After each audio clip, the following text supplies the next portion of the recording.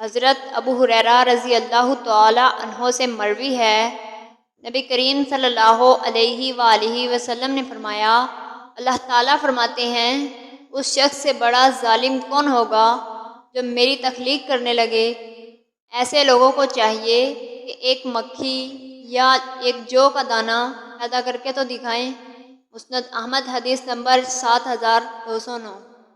حضرت ابو ہریرہ رضی اللہ تعالی عنہ سے مروی ہے کہ نبی کریم صلی اللہ علیہ وآلہ وسلم نے فرمایا، روزانہ جب رات کا 1/3 حصہ باقی بچتا ہے تو اللہ تعالیٰ آسمان دنیا پر نزول فرماتے ہیں اور اعلان کرتے ہیں کہ کون ہے جو مجھ سے دعا کرے کہ میں اسے قبول کر لوں، کون ہے جو مجھ سے طلب کرے میں اسے عطا کر دوں، کون ہے جو مجھ سے اپنے گناہوں کی معافی مانگے میں اسے معاف کر دوں۔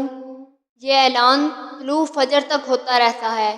اسی وجہ سے وہ لوگ رات کے پہلے حصے کی بجائے آخری حصے میں نماز پڑھنے کو ترجیح دیتے تھے۔ مسند احمد حدیث نمبر 7275۔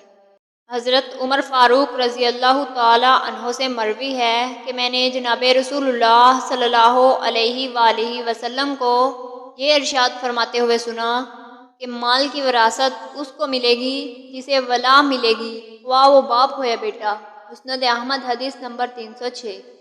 حضرت ابو ہریرہ رضی اللہ تعالی عنہ سے مروی ہے کہ نبی کریم صلی اللہ علیہ وآلہ وسلم نے فرمایا، جس شخص سے علم کی کوئی بات پوچھی جائے اور وہ اسے خواہ مخواہ ہی چھپا لے تو قیامت کے دن اس کے منہ میں آگ کی لگام دی جائے گی۔ مسند احمد حدیث نمبر 7704۔